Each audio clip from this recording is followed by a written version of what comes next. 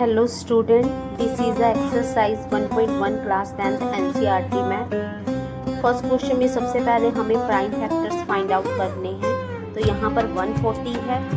सबसे पहले 2 के टेबल पर जाएगा। 2 7 ज़ा 14 एंड 0, 2 3 ज़ा 6, 2 5 ज़ा 10 एंड 5 7 ज़ा 35, 7 1 ज़ा 7। जिस पर भी डिवाइड हो रहे हैं सबसे पहले छोटे टेबल से स्टार्ट करना है, तब बड़े टेबल की ओर बढ़ना है।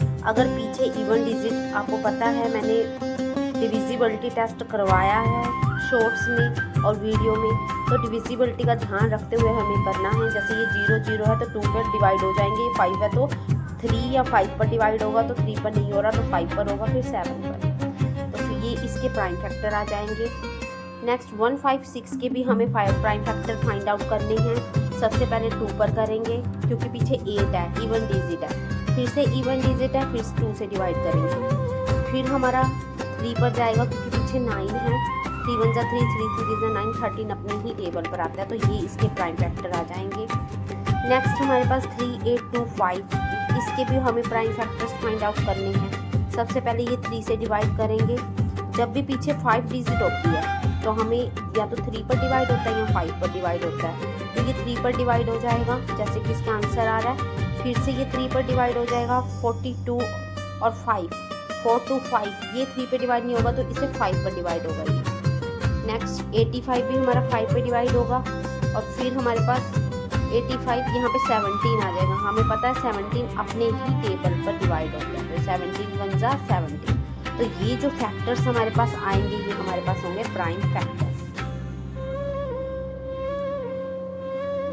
ये हमारे पास क्वेश्चन है, फर्स्ट पार्ट, सेकंड पार्ट और थर्ड पार्ट फर्स्ट क्वेश्चन का। अब नेक्स्ट हमारे पास 505, 5005, इसके भी हमें प्राइम फैक्टर बनाने हैं। तो इसके प्राइम फैक्टर बनाने तो 5 1 ज़ा 5, 0 0, 5 1 ज़ा 5, 7 1 ज़ा 7, 7 1 ज़ा 7, 10 है तो 7 में से लेस करेंगे तो 3 आ जाएगा 30, 7 4 ज़ा 28, फिर 2 आ जाएगा तो 7 3 ज़ा 21, तो फिर इसको फिर से 11 से डिवाइड करेंगे तो हमारा ये 13, और इस तरह ये भी प्राइम फैक्टर हमारे पास फाइंड आउट करना है। नेक्स्ट वाले के भी प्राइम फैक्टर हम फाइंड आउट कर देंगे, सीधा 17 के टेबल पर डिवाइड होगा।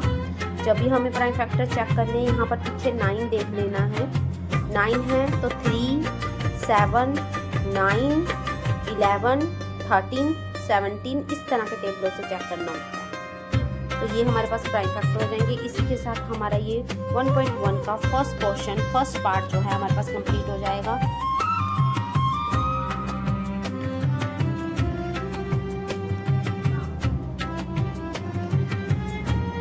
नेक्स्ट क्वेश्चन है हमारे पास सेकंड 1.1 का, find the LCM and HCF of the following of the pair of the integers and verify that LCM multiply HCF equal product of 2 number। तो यहाँ पर हमें 2 नंबर दिए हुए हैं 26 और 91। ये 2 नंबर का हमें पहले प्राइम फैक्टर निकालने हैं, क्योंकि प्राइम फैक्टर करने के बाद ही हम HCF और LCM फाइंड आउट कर सकते हैं। अब हमारे पास LCM हमें पता है, जब 2 नंबर दिए हों तो हमारे पास फॉर्मूला होता है एक LCM multiply HCF equal to first number multiply second number. तो हमें एलसीएम और एचसीएफ यहाँ पर फाइंड आउट हो गए हैं। इन दोनों को यहाँ वैल्यू रख के और इसकी वैल्यू यहाँ रख के देखना है दोनों वैल्यू इक्वल है। अगर इक्वल है तो हमें ये दिया हुआ है क्वेश्चन में, हमें वेरीफाई करना है कि एलसीएम मल्टीप्लाई एचसीएफ इक्वल है फर्स्ट मल्टीप्लाई सेकेंड के। इसी तरह 5 10 एंड 92, 2 नंबर दिए हुए हैं, हमें इसका एचसीएफ और एलसीएम फाइंड आउट करना है। एचसीएफ हम सिखा ही चुके हैं। 2 नंबरों के प्राइम फैक्टर्स आपने फाइंड आउट करने हैं, और प्राइम फैक्टर्स फाइंड आउट करने के बाद आपने एचसीएफ निकालना है। एचसीएफ हमारे पास होता है जो कॉमन फैक्टर होता है, जैसे यहाँ 2 है तो 2, जो कॉमन फैक्टर आएगा उसको हम एचसीएफ बोलेंगे। तो एचसीएफ हमने फाइंड आउट कर लिया। अब हमारे पास एचसीएफ फाइंड आउट करना है हमने। जो एचसीएफ हमारा होता है वो हमारे पास ऑल फैक्टर्स होते हैं, लेकिन जो फैक्टर्स डबल होते हैं, जैसे यहाँ पर 2 है और 2 है, तो इसको 1 टाइम ही लिखना है एलसीएम में। 3 को लिखना है, 5 को लिखना है, 17 को लिखना है, इस 2 को भी लिखना है, इस 23 को भी लिखना है। जो फैक्टर 2 साइंस आते हैं उसको सिर्फ एक बार ही लिखना होता है। अब यहाँ पर हम LCF फाइंड आउट कर लेंगे। फिर से हम LCM मल्टीप्लाई LCF और first number multiply second number दोनों की वैल्यू फाइंड आउट करेंगे। अगर सेम है तो हमारे पास इसका मतलब वेरीफाई हो गया। नेक्स्ट क्वेश्चन में भी हमें 3, 6, 6, 54 इसके हमें HCF और LCM फाइंड आउट करने हैं। जो फाइंड आउट करने के लिए हमें प्राइम फैक्टर्स फाइंड आउट करने होंगे। प्राइम फैक्टर्स आने के बाद कॉमन फैक्टर हमारे होते हैं HCF और LCM में सारे फैक्टर आते हैं, बस जो कॉमन होते हैं उसको एक बार ही लिखना होता है। जैसे 3, 3 तो 1, 3 लिखना है, यहाँ पर 2, 2, 1, 2 लिखना है। बाकी के जो 3, 2 बचेंगे वो तो हमें लिखने ही हैं और इसमें बाकी के जो 2 बचेंगे वो भी लिखने हैं। तो इस तरह हमारा ये HCF फाइंड आउट हो गया। HCF और LCM को दोनों को मल्टीप्लाई कर लेंगे और जैसे फर्स्ट और सेकंड नंबर को मल्टीप्लाई करें तो ये हमारा फर्स्ट का जो थर्ड क्वेश्चन है वो हो जाएगा।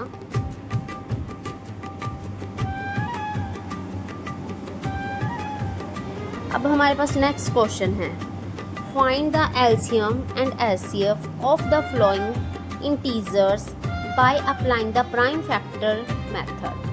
फिर से प्राइम फैक्टर मेथड लगा के आपको LCM भी फाइंड आउट करना है और HCF भी। बहुत इजी है, अलग अलग से प्राइम फैक्टर्स निकाल लोगे, आप इसके फैक्टर्स लिखोगे, कॉमन फैक्टर को आप HCF लिख दोगे, LCM सारे फैक्टर लिखोगे, बस जो कॉमन है उसको जैसे 3, 3, 3 उसको एक बार ही लिखोगे।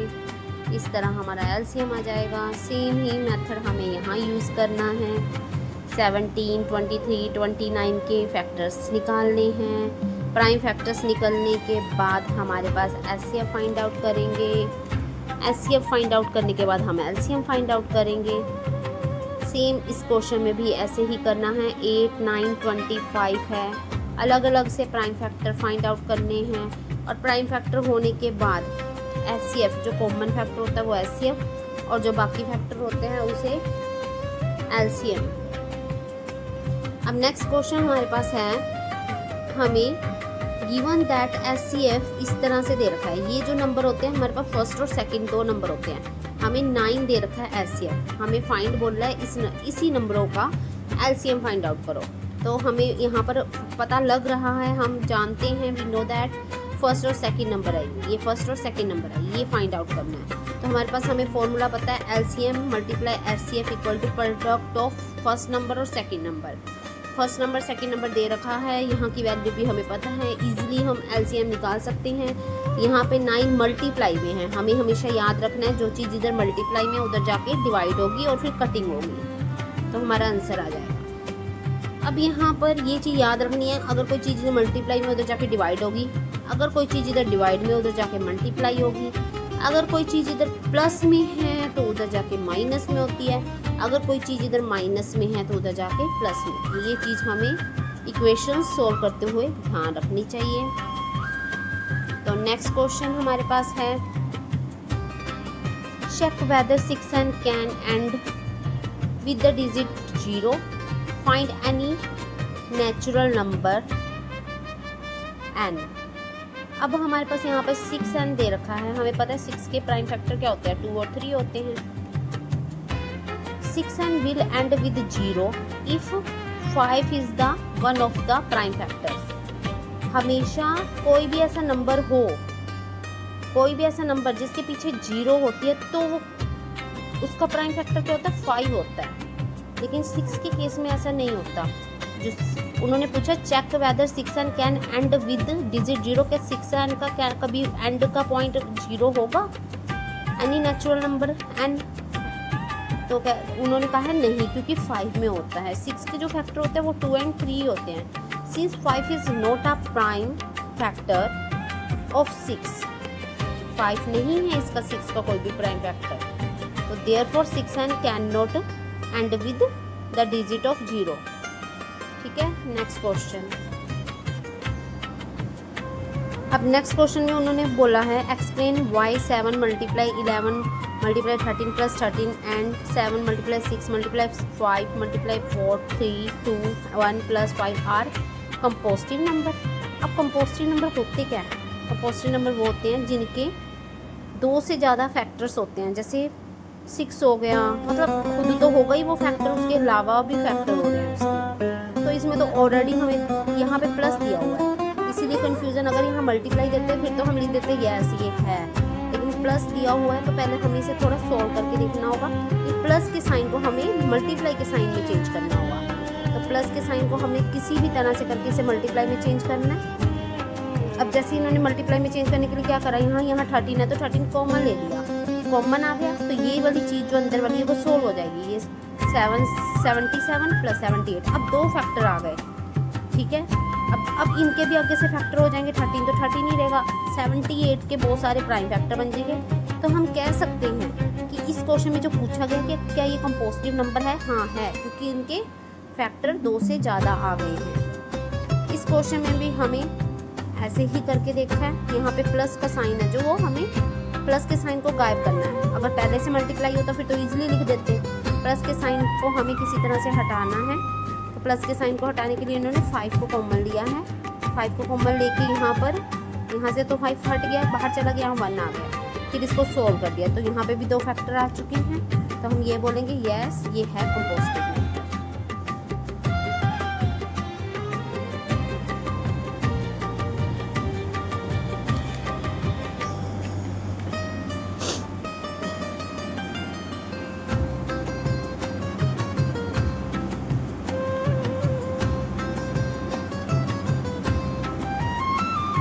इस क्वेश्चन में हमें रवि ने कितना टाइम लिया, तो आपके पास 12 मिनट और 18 मिनट है, तो उसका आपको निकालना है मिनिमम टाइम। मिनिमम टाइम जब भी फाइंड आउट करना हो तो एलसीएम निकालते हैं।